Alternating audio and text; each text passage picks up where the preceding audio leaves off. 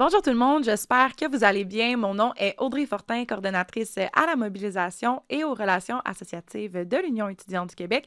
Et ça me fait vraiment plaisir de vous accueillir avec nous aujourd'hui pour terminer la boucle concernant notre thématique du financement de la recherche du Québec. Donc aujourd'hui, j'ai la chance d'accueillir avec moi deux personnes boursières du Fonds de recherche du Québec, soit Layal Cheiko, une doctorante en génie biomédical à Polytechnique, et Katerina Zviderska, une étudiante là, à la maîtrise en sciences politiques à l'Université de Montréal. Donc, on va vraiment avoir leur témoignage sur leur réalité. N'hésitez pas à nous faire part de vos commentaires, suggestions sur nos réseaux sociaux et je vous souhaite une excellente écoute.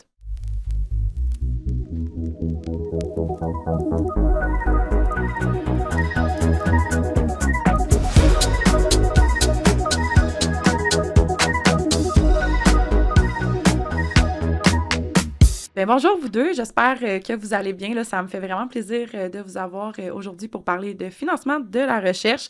Fait que je commencerai peut-être par une question un petit peu plus large, là, mais est-ce que vous pourriez faire un petit portrait de votre parcours en recherche, sur quoi porte votre recherche, bref, en apprendre un petit peu plus sur vous deux. Bonjour Audrey, donc je m'appelle Layal, je suis étudiante au doctorat en 4e année en génie biomédical. J'ai fait une formation d'ingénierie à Polytechnique et également une maîtrise professionnelle à Polytechnique, donc les deux en génie biomédical. Puis mon sujet de recherche se concentre principalement sur l'utilisation de la stimulation électrique musculaire intégrée à un protocole d'effort pour imagerie cardiaque. Wow! Ouais. Ça me parle. Donc en gros, c'est ça. Je m'appelle Katerina, donc là je suis doctorante en études slaves à l'université de Cambridge en Angleterre et avant ça j'ai fait la maîtrise en sciences politiques à l'université de Montréal, ici donc au Québec, et majoritairement dans mon parcours en fait je m'intéresse aux questions de mémoire et de nationalisme. Donc là mon projet de recherche au doctorat porte sur la mémorialisation de la guerre en Ukraine depuis 2014. Donc voilà, je travaille surtout avec les initiatives mémorielles en Ukraine, donc je prépare mon terrain là, pour l'année prochaine. Ouais. Super. Ben, des beaux parcours. Je sais aussi, là, Katerina, tu travailles pour le CIE. Je ne sais pas si tu veux nous décortiquer tout ça là, pour les gens qui nous écoutent à la maison. Absolument. Donc, je suis membre du comité intersectoriel étudiant du Fonds de recherche du Québec. Donc, en gros, en deux mots, là, c'est un comité consultatif où on s'intéresse aux enjeux qui touchent à la relève en recherche. Donc, et relève en recherche, on sous-entend les gens du collégial jusqu'au post-doctorat ou même les jeunes diplômés. Donc, on vient vraiment évaluer, c'est ça, quels enjeux les concernent et comment le FRQ peut aussi répondre à ces différents enjeux-là. En gros, c'est vraiment d'apporter une voix étudiante sur les fonds de recherche. Ouais, exact. Puis en parlant du Fonds de recherche du Québec, mais vous êtes toutes les deux des personnes qui ont reçu des bourses du FRQ. Puis c'était quoi vos attentes là, quand vous avez reçu la nouvelle que vous étiez bénéficiaire de bourse du Fonds de recherche du Québec? Donc moi, j'ai eu la bourse de formation de maîtrise pour ma maîtrise en sciences politiques. Déjà, il faut savoir que la bourse de maîtrise, donc elle est donnée pour 2 ans jusqu'à 6 sessions. Et moi, je l'ai demandé à mon entrée à la maîtrise, donc j'avais techniquement perdu déjà une année de bourse, parce que, bon, la bonne chose à faire, c'est de le faire vraiment à la fin du bac, quand tu es sûr que tu veux faire une maîtrise, mais on s'entend que c'est un peu irréaliste, là, parce que les processus de demande se font au début de l'année, vers septembre-octobre environ, puis on reçoit la nouvelle qu'en avril. Donc voilà, il faut comme estimer tout ça, puis déjà au début du bac, savoir que voilà, l'année prochaine, je vais faire une maîtrise, bref. Donc moi, j'avais perdu... voilà, c'est ça, beaucoup de prévisions, puis donc moi, j'avais, c'est ça, perdu la première année, mettons, mais j'avais quand même fait la demande, j'avais pas trop de projets de mémoire non plus, mais bon, ça m'a pas empêché de ficeler 2-3 trucs, puis voilà, de mettre en place un dossier qui est aussi d'ailleurs très demandant pour quelqu'un qui commence tout juste dans ce domaine. Si tu n'as pas un soutien adéquat, en fait, de ton département ou de ton directeur de recherche, ben, c'est très compliqué à mettre en place tout seul. Donc, moi, j'avais vraiment bénéficié du soutien de beaucoup de pairs. Puis, j'ai de la chance d'avoir eu une directrice de recherche exceptionnelle qui m'a beaucoup accompagnée dans tout ça. Mais voilà, il faut savoir que c'est assez chronophage comme processus également. Et donc, ensuite, tu reçois la nouvelle en avril si la plateforme... charge déjà pour recevoir le résultat. Et dès donc, la session d'été qui suit le mois d'avril, tu peux recevoir ton premier versement, puis après, ça enchaîne jusqu'à 6 sessions, pardon. Et donc, c'est ça, au niveau de mes attentes, je savais déjà pas mal que ça allait clairement pas couvrir tous mes besoins, qu'il fallait que je travaille sur le côté. Donc, Tu sais, j'ai de la chance d'avoir des très bons contacts avec mes collègues au département, d'avoir pu occuper des postes d'auxiliaire de recherche, d'auxiliaire d'enseignement. Et aussi, tu sais, ça rajoute des lignes sur le CV, c'est sûr, mais c'est aussi une entrée d'argent qui est nécessaire sur le plan financier quand tu es étudiant à la recherche. Et puisque je l'avais donc pour ma deuxième année de maîtrise seulement, en fait, moi, je croyais que cette bourse-là, les fonds devaient être utilisés surtout pour la recherche. Donc, au-delà des besoins du quotidien, moi, ce que je voulais couvrir avec ça, c'était mes déplacements. Tu sais, j'ai fait des voyages de terrain, par exemple. Étant en sciences sociales, tu sais, on veut vraiment se déplacer, voir d'autres gens. Je sais que, par exemple, pour l'AYAL, ce sera peut-être différent. On travaille en laboratoire, c'est peut-être un peu une autre dynamique. Mais c'est ça, moi, bouger, c'était vraiment essentiel pendant ce parcours-là. Et donc, voilà, c'était, disons, juste assez, mais j'ai dû aller chercher d'autres financements pour couvrir tout ça, donc de ma direction ou du département de l'université. Aussi, un autre point que je voulais évoquer sur ce plan-là, c'est que on s'attend aussi à ce que la bourse vienne amener d'autres opportunités de bourse. C'est souvent conçu comme tel. Donc, une première bourse, quand tu viens de rentrer à la maîtrise, ça peut en amener d'autres parce que c'est aussi une preuve de reconnaissance, une certaine récompense sur ce plan. Donc, c'est quand tu soumets le dossier, en fait, il faut que tu soumettes tes relevés de notes, il faut que tu mettes ton projet de recherche. Donc, en fait, on vient montrer que tu as du potentiel, que tu es déjà un bon étudiant en recherche et que le FRQ, dans le fond, te fait confiance pour continuer ça. Donc, est prêt à investir en ta carrière. Donc, voilà, c'est vraiment perçu comme une récompense, puis un stimuli, dans le fond, pour continuer ce que tu fais. Fait que dans le fond, c'est vraiment comme une petite source d'espoir, là, tu sais, dans le sens, Pas mal. ça va m'encourager à faire de la recherche aussi, parce que veux pas, c'est quand même une valorisation, je pense que ça l'apporte.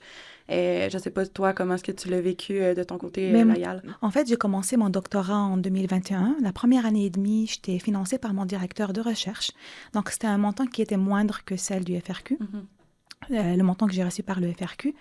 Et donc, quand j'ai appris la nouvelle que j'ai reçu le montant du FRQ, donc les quelques milliers de plus, en fait, du montant couvert par le FRQ m'ont beaucoup soulagée. Et donc, je remercie grandement le FRQ de m'avoir octroyé une telle bourse. Et j'ai été très reconnaissante et vraiment, j'avais un sentiment de gratitude. Je sentais en fait que mes travaux de recherche étaient valorisés et validés même. Et par rapport à mes attentes maintenant, je pensais vraiment que cette bourse va fonctionner en quelque sorte comme le fait un salaire, donc qui viennent couvrir en fait, qui allaient peut-être venir me récompenser selon les travaux que je mène, donc selon le produit que je fournis à la société. Avec le temps, j'ai remarqué que ça n'a pas été le cas, puisque j'avais toujours ce besoin d'aller chercher ailleurs, en fait, mes sources de financement, soit par de l'enseignement, donc en étant auxiliaire d'enseignement, soit en allant faire quelques travaux à côté. Donc, juste histoire de vraiment conserver un petit jeu financier. Je l'ai aussi vu comme étant la motivation causée par la récompense. Donc, le fait d'avoir été récompensée m'a vraiment beaucoup motivée au début. Donc, vraiment, ça m'a en quelque sorte boostée à mener encore et encore ma recherche. Et actuellement, en fait, je suis dans un état où c'est à peu près ça fait 1 an et demi que je suis boursière, en fait. Et vu l'état, en fait, l'augmentation des coûts de la vie, je me questionne, en fait, pourquoi cette bourse, elle reste fixe. Donc, pourquoi le montant ne change pas pour une augmentation?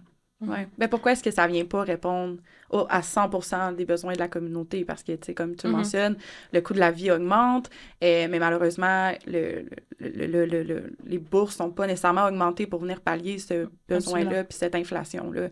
Puis, tu sais, là, en ce moment, ça fait 1 an et demi que tu l'as reçu. C'est quoi, là, vos réalités? Est-ce qu'il y a d'autres éléments qui rentrent en perspective? Tu sais, on parle de l'inflation, mais est-ce qu'il y a d'autres choses que vous voyez qui étaient complètement pas ce que vous aviez prévu initialement? Avec du recul, je pense que j'aurais fait plus de choses si j'avais eu plus d'argent. C'est pendant ma deuxième année de maîtrise, en fait, j'avais pas de cours, j'avais rien, donc j'étais vraiment comme libre d'aller où je veux, de faire ce que je veux. Et le manque d'argent, puis le manque d'accessibilité à d'autres sources de financement également, que ça soit interne ou externe, en fait, a fait en sorte que mon parcours est pas aussi fourni qu'il aurait pu l'être avec plus de financement. Donc là, au doctorat, moi, je suis super chanceuse d'avoir reçu un financement de mon université, donc de l'interne. J'ai fait une demande là pour le FRQ, mais bon, ça, je le saurai dans quelques mois. Ouais, c'est ça, à la fin avril. Mais voilà, puis le financement de mon université au Royaume-Uni, malgré le coût de la vie, etc., enfin, il est suffisant pour couvrir tout ça. Puis je réalise que, voilà, le potentiel est là. C'est juste à moi de prendre les opportunités de sauter là-dessus. Donc, si j'avais eu ça avec la bourse du FRQ à la maîtrise, c'est sûr que, ben voilà, les lignes sur le CV, elles se rajoutent. Là. Puis quand tu es dans le monde de la recherche, le fait de sortir, le fait de, voilà, aller ailleurs, rencontrer des gens, c'est vraiment ça qui va faire ton expérience aussi, qui va te mettre en valeur en tant que chercheur. Donc, c'est ce qui amène ensuite encore plus d'opportunités, puis de possibilités, voilà, de voir autre chose, de faire autre chose. Donc, en plus, le fait de cumuler, comme je mentionnais, d'autres emplois sur le côté, puis le besoin constant d'aller chercher d'autres sources de financement. Donc, c'est de surveiller chaque date limite, de faire chaque dossier, de manière séparée. C'est aussi très chronophage. Donc, ça vient empiéter sur le temps qu'on pourrait passer à vraiment travailler sur notre projet, puis à avancer, que ce soit le mémoire ou la thèse au doctorat. Donc, c'est sûr que voilà, ça empiète en fait sur du temps qui aurait pu être consacré à ta recherche en tant que telle, ce pourquoi t'es là. T'es là, ouais, c'est ça. Puis, tu sais, je pense que c'est important à le mentionner, puis, tu sais, on savait plusieurs fois qu'on en parle, mais, tu sais, que le fait d'avoir des bourses, mais ça permet vraiment de te consacrer 100% à ta recherche. Puis, tu sais, le fait que tu aies besoin d'aller travailler à un autre ailleurs, faire autre chose pour avoir une autre source de financement, ben tu sais, ça vient nuire à cet aspect-là de pouvoir te consacrer 100%, puis après ça, avoir d'autres, peut-être, fenêtres d'opportunités aussi autres. Je sais pas, toi, qu'est-ce que tu t'en penses, Layal? Mais de mon côté, au départ, en fait, j'avais bien évalué mon budget et mes dépenses et je pensais pouvoir vraiment mettre de l'argent de côté. Puis rapidement, j'ai réalisé que même en multipliant les tâches annexes, ça suffisait pas. La réalité était bel et bien différente de ce que j'avais prévu initialement. Puis, j'ai quelques points frustrants que j'aimerais vous partager. Vas-y, on est là pour ça. Le premier point frustrant, c'est vraiment la pression financière qui est constante. Donc, je sais pas pour les autres étudiants qui font de la recherche, mais je vis constamment avec cette pression de devoir trouver tout le temps des revenus supplémentaires. Donc, cette recherche de fonds, ça génère pour moi un stress continu, amplifié par l'anxiété qui est liée à la performance. Donc, on sait tous que cette bourse-là, en fait, nous récompense. Donc, il faut qu'on leur donne du retour, donc un rendement. Il faut qu'on rentabilise cette bourse-là. Nous sommes évalués sur la rentabilité et les résultats qu'on apporte. Puis, ça crée un certain dilemme entre avancer notre travail et gérer la nécessité d'augmenter nos ressources financières. Puis, le deuxième point frustrant que j'aimerais mettre sur la table sont les tâches annexes, donc qui sont autres que celles liées à la recherche. Ces tâches annexes augmentent. Par exemple, je ne sais pas, faire des tâches liées à l'enseignement, faire des tâches liées au tutorat ou autres. Par exemple, je connais d'autres étudiants qui font même du travail supplémentaire en dehors des murs de l'université. Et le troisième point frustrant, c'est l'inadéquation de la bourse. Donc, encore une fois, tout l'honneur est pour moi d'avoir reçu cette bourse-là. Elle nous motive et ça, on peut pas le refuter. Mais finalement, je ressens que ce n'est pas tout à fait suffisant pour couvrir entièrement nos besoins. Et je ressens aussi que pour tout le travail qu'on donne, donc pour toute l'énergie et le temps qu'on consacre à faire de la recherche et donc à donner service à la société, en fait, n'est pas reconnu à sa juste valeur. Puis oui, on sait tous que la valeur, ce n'est pas d'un point de vue monétaire. Par contre, nous, étudiants, sommes motivés en fait par cette récompense monétaire-là qui nous permet de vivre et de faire d'autres activités qui nous permettent de nous épanouir. Par exemple, de mon côté, je sais que je fais beaucoup de travail lié à ma recherche.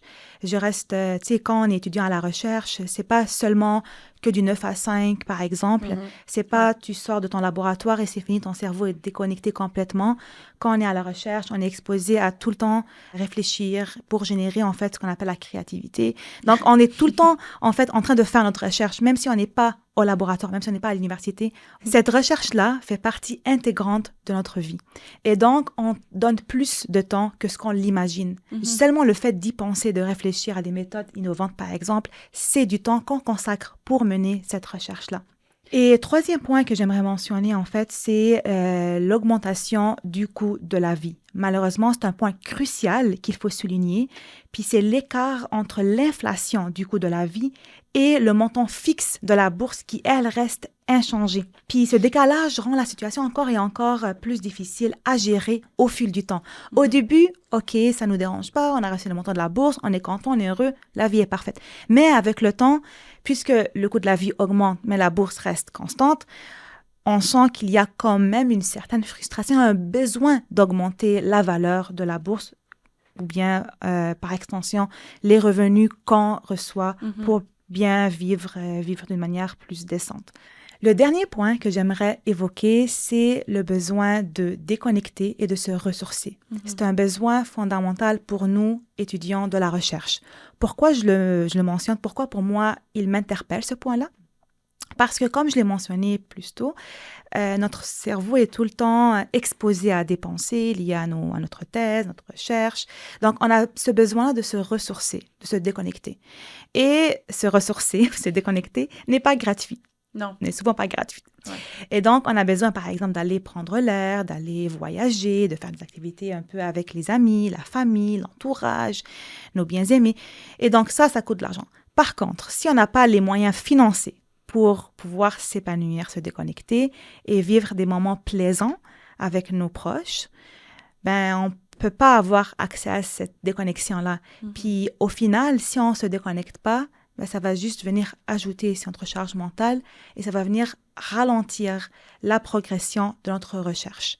Donc pour moi, c'est très important, c'est crucial lorsque l'on mène des travaux de recherche de se déconnecter de temps à autre, puisque c'est cette déconnexion-là qui vient vraiment remplir notre batterie pour avancer et reprendre plus en force. Puis, tu sais, l'aspect de justement prendre une pause, ben, tu sais, je pense que c'est vraiment un élément aussi qui est important parce que, tu sais, comme que tu le mentionnes, ben, ça roule tout le temps. Tu sais, vous êtes toujours en train de penser, vous êtes curieux, curieuse. Fait que, tu sais, je pense que justement, de prendre ce temps-là pour pouvoir se ressourcer comme que tu le mentionnais, c'est important. Sauf que, comme tu le mentionnes, ben, ça a un coût. Puis, veux pas, ben, si c'est pas calculé dans ton budget, ben, tu le feras peut-être pas nécessairement. Puis, un abonnement au gym, c'est pas donné non plus. Puis, un autre élément aussi que j'aimerais peut-être rebondir, c'est par rapport à l'aspect de valorisation. Tu sais, parce que est-ce que vous vous sentez valorisé avec les montants qui vous sont attribués? Tu sais, puis on parle de la situation financière, la situation de précarité, mais tu sais, est-ce que finalement ça vient nuire à l'avancement de vos travaux? Puis je vous lance la question comme ça, là, mais... Non, mais je pense l'aspect qu'on doit cumuler en fait d'autres emplois puis d'autres sources de financement, ça remet en question en fait la pertinence même de base de la bourse. Tu sais, moi je suis chanceuse, je l'ai eu pour la maîtrise, mais j'ai eu d'autres amis, des collègues qui ne l'ont pas obtenu parce que c'est aussi un concours. Enfin, c'est très compétitif. Comme je mentionnais, il faut mettre tout un dossier en place. Ça prend du temps, il faut avoir les compétences pour le faire. Je les vois aller sans bourse et je me pose vraiment la question comment ils font. Rien que voilà, le montant de 20 000 $, ça t'amène déjà un certain appui, un certain soutien dans ton parcours. Et aussi, je pense, le fait, voilà, en passant du baccalauréat à la maîtrise, en fait, recevoir autant d'argent, entre guillemets, là, c'est aussi tout un enjeu de gestion de cet argent-là, parce qu'il faut que, voilà, comme Layal disait, il faut que tu budgètes, en fait, dans tout ça. Il faut que tu te rendes compte que, voilà, ça doit aller pour tes besoins du quotidien. Donc, selon les personnes, ça peut être, voilà, loyer, déplacement, si tu habites loin, enfin, bref, tout ça est à prendre en compte, mais aussi, il faut que tu dédies une partie, foncièrement à ta recherche, en fait. Ouais. Puis ces recherches-là, elles peuvent être plus ou moins dispendieuses selon ton secteur, selon ce que tu fais, selon les activités que tu décides d'entreprendre pour voilà, bonifier ton dossier. Donc, tout ça, ça rentre en jeu. Et donc, à la fin de la journée, c'est un montant d'usage plus qu'une récompense. En fait, c'est je pense, c'est avancé comme récompense. Puis on réalise que ça l'est parce que, voilà, c'est quand même basé sur des critères d'excellence. Mais au fond, c'est absolument nécessaire, en fait. Enfin, faire un doctorat ou une maîtrise sans ce genre de soutien-là, ben, c'est tout simplement impossible. Enfin, je me vois pas faire le maximum à l'Université de Montréal. Bref, c'est 255 heures par session de travail. Puis en plus de cumuler un boulot, je sais pas, au café du coin.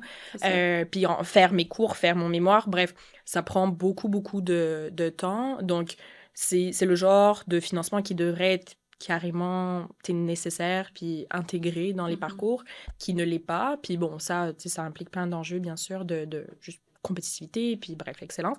Mais tout ça pour dire que, voilà, moi, je considère ça vraiment un montant de base, en fait, qui viendrait couvrir ce que toi, tu fais en tant qu'au doctorat, tu es quasi employé, en fait, de ce que tu fais. Puis voir, par exemple, des collègues ou des amis au même âge que moi travailler chez X, Y, Z, puis faire des dizaines de milliers, ben aussi, ça te crée ce petit décalage avec tes pairs, de dire que, OK, ben il me semble qu'on est au même stade, mais en même temps, moi, je suis perçue encore comme étudiante.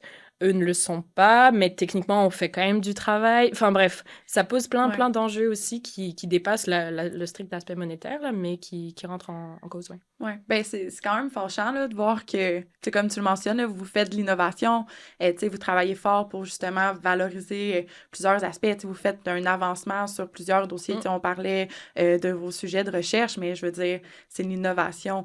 Fait que, je trouve ça juste plate, en fait, que l'argent ne suive pas cette importance-là, puis de faire en sorte que, ben, finalement, faut que vous trouviez un travail à côté parce que vous n'êtes pas capable de subvenir à vos besoins, puis, des besoins de base, s'alimenter, se loger, puis avoir un minimum de vie décente.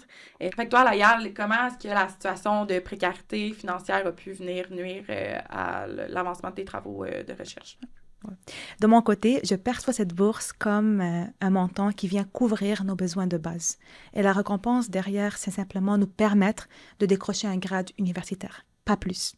Et je fais face à différents soucis, en fait, comme le stress constant. Puis, en fait, cette précarité-là financière, elle vient générer ce stress qui mine ma capacité, du moins, à me concentrer sur mes travaux de recherche.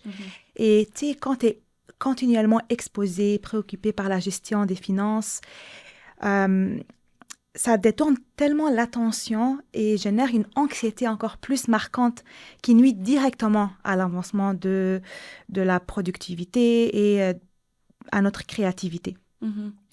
Sinon, je fais face parfois à un manque de temps pour la recherche parce que, encore une fois, comme je l'ai mentionné, la nécessité d'aller un peu gratter des montants un peu ailleurs, ça vient en fait nuire et ralentir l'avancement de mes travaux de recherche. Donc, ça vient me voler en fait du temps que j'aurais pu consacrer à ma recherche.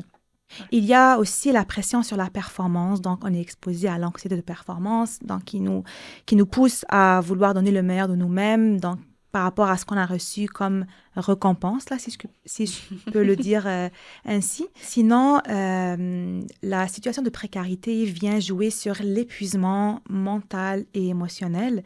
Donc, ça vient créer une surcharge cognitive et émotionnelle. Donc, par exemple, lorsqu'on est mené à gérer notre quotidien, les incertitudes financières, les exigences académiques, ça devient tellement difficile de maintenir une énergie mentale suffisante pour mener à bien nos travaux de recherche. Et donc, au final, ça crée une fatigue qui impacte la réflexion, la prise de décision, la capacité à innover, alors que le cœur même de la recherche, c'est pour innover, exactement. Et comme je l'ai mentionné, la déconnexion devient impossible, très difficile. Le manque de ressources m'empêche de prendre des pauses nécessaires pour décompresser, donc ce qui est essentiel pour préserver ma santé mentale. Et je note 2 types de besoins, des besoins de base comme se loger, s'alimenter, le transport, puis les besoins liés à l'épanouissement. Et pour moi, les besoins liés à l'épanouissement sont quand même très parlants. Pourquoi? Parce qu'on a besoin, nous, étudiants en recherche, de faire des tâches, des activités autres que la recherche. Nous sommes pour la plupart dotés d'un sens de curiosité qui va de pair avec le besoin d'aller explorer et de découvrir. Et découvrir et explorer, en fait, nous permettent d'être plus épanouis sur le plan mental. Donc, lorsqu'on n'a pas les moyens d'aller s'épanouir en dehors des murs de l'université, ça devient pour nous de diminuer cette charge mentale. Et au final, ça impacte la motivation. Non, ben c'est sûr. Puis, tu sais, on parle beaucoup de notion de temps aussi parce que, tu sais, comme tu le mentionnais, c'est pas juste du 9 à 4 que vous faites. Tu sais, vous y pensez tout le temps. Vous travaillez aussi à côté pour pouvoir justement subvenir à vos besoins.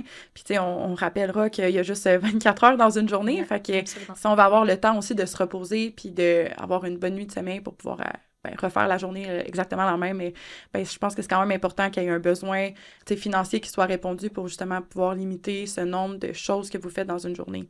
Si jamais les bourses étaient augmentées là, au niveau du Fonds de recherche du Québec à 27 000 au niveau de la maîtrise puis 40 000 au niveau du doctorat, est-ce que ça viendrait améliorer cette situation-là selon vous? Ben, je pense oui, tout le monde sera d'accord en fait pour dire oui. Le travail qui a été effectué en fait par les organismes fédéraux au courant de ces dernières années en termes d'évaluation, de réévaluation des besoins, puis d'indexation aussi au coût de la vie est absolument incroyable. Puis la nouvelle de l'augmentation au niveau du fédéral a été très bien accueillie par absolument tout le monde, ce qui démontre en fait ce besoin inhérent à la population en relève en recherche de financement, tout simplement. Puis le fait que les organismes provinciaux, dont le FRQ, ne suivent pas forcément. Bien sûr, il y a plein d'enjeux, il y a plein de practicalités à prendre en compte, mais ça pousse les étudiants à se tourner vers une source de financement plutôt qu'une autre. Parce qu'il faut savoir aussi qu'on ne peut pas cumuler les deux bourses. Donc, les dossiers se font à peu près au même moment, les réponses également, mais selon la bourse que tu reçois, ben, forcément, tu prendras celle qui a un plus gros montant. Enfin, on serait bête de ne pas le faire, quoi. Donc, le fait que les critères d'admissibilité pour les deux bourses soient différents, en fait, aux deux niveaux, pousse également les étudiants à se restreindre à certaines catégories, en fait, d'étudiants. Donc, je pense, par exemple, aux étudiants internationaux qui doivent forcément se tourner que vers le FRQ parce qu'ils ne sont ni résidents permanents ni citoyens, donc critères d'admissibilité pour les organismes fédéraux.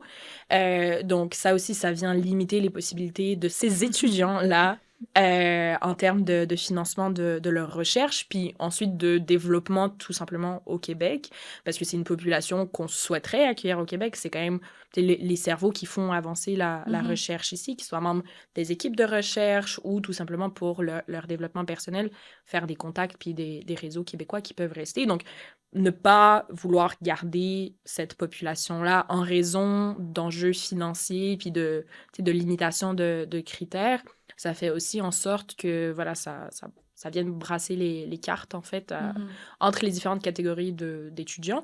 Donc oui, certainement, enfin, pour revenir à l'enjeu principal d'augmentation, c'est sûr qu'à un moment donné, il faudrait équivaloir les deux. Puis je pense aussi que l'équivalence se joue également entre les niveaux de cycle supérieur, donc entre la maîtrise et le doctorat, sachant que, voilà, au FRQ, c'est 20 000 à la maîtrise depuis 2023 et 25 000 au doctorat. Ça démontre pas, en fait, que les engagements peuvent être différents, que les soucis, les contraintes peuvent être différentes.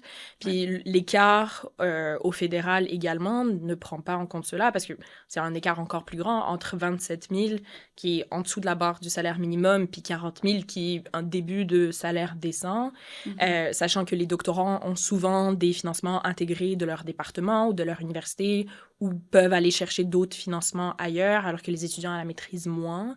Mais ça aussi, c'est un truc à prendre en compte. Puis bon, à revaloriser tout ça, bien que ça ne soit pas fait du jour au lendemain, c'est quand même une réflection qui devrait se faire, c'est sûr.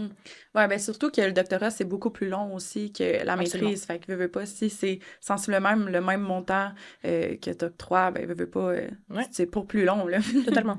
Puis justement, je pense qu'il y a un élément qui est important à mentionner, c'est que justement, à l'UX, en ce moment même, on est en campagne pour justement venir revoir pas ce calcul-là, mais voir l'équivalence qu'il y a entre justement qu'est-ce qui est fait au niveau fédéral puis qu'est-ce qui est fait au niveau provincial. Parce que comme tu l'as mentionné, dans la dernière année, on est allé chercher quand même 825 millions d'augmentation, en fait, d'investissement pour les organismes subventionnaires fédéraux. Fait que je pense que c'est quand même important aussi de noter que, au Canada, c'est fait, pourquoi pas au Québec. Absolument. C'est l'essence même, en fait, de la campagne là, qui a lieu en ce moment. Je sais pas si tu avais autre chose à rajouter, mais je pense peut-être? que les réponses ont été très complètes.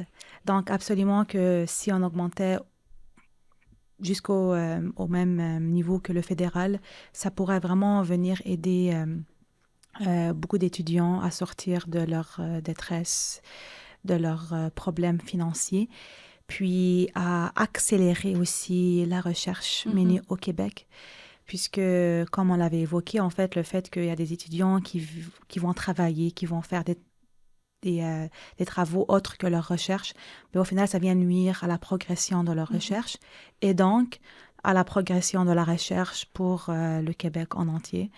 Et donc, si on vient encore une fois augmenter le montant de la bourse, donc pour l'avoir presque comme un salaire décent qui permettrait aux étudiants de se consacrer à 100% sur leur recherche, mais au final, selon moi, ça va beaucoup accélérer la recherche au Québec. Puis, ça va aussi beaucoup valoriser le travail des étudiants.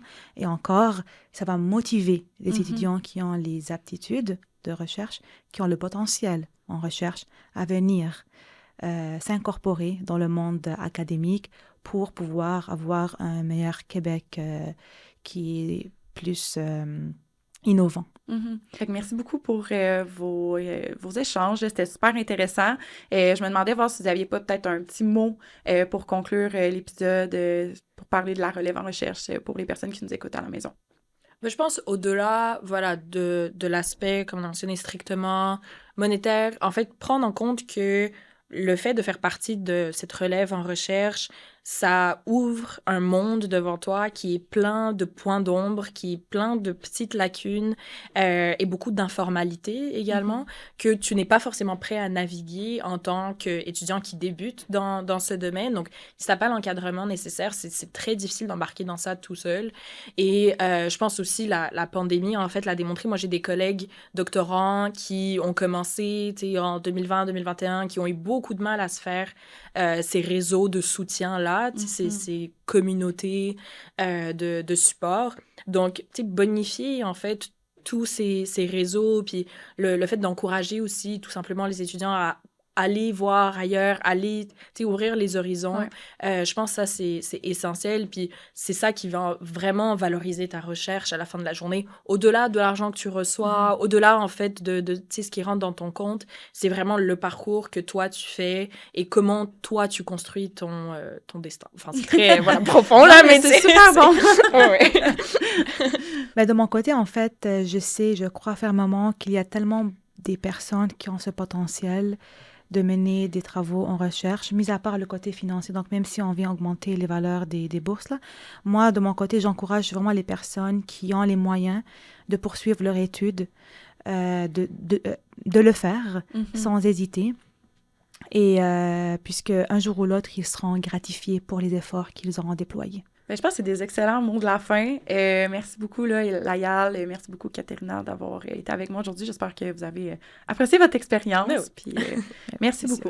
Merci, Audrey. Ça me fait entièrement plaisir. Merci, Audrey. Merci beaucoup à la maison de nous avoir écoutés pour ce dernier épisode qui touchait au financement de la recherche au Québec. Je vous invite à rester à l'affût sur nos réseaux sociaux parce que notre 4e grande thématique va sortir dans les prochaines semaines. N'hésitez pas également à nous faire part de vos suggestions, commentaires sur nos différents réseaux sociaux. Et également, abonnez-vous au balado UEC en ondes sur les différentes plateformes d'écoute. N'hésitez pas également à aimer ou partager à n'importe qui, en fait, le balado. Sinon, on se dit à la semaine prochaine.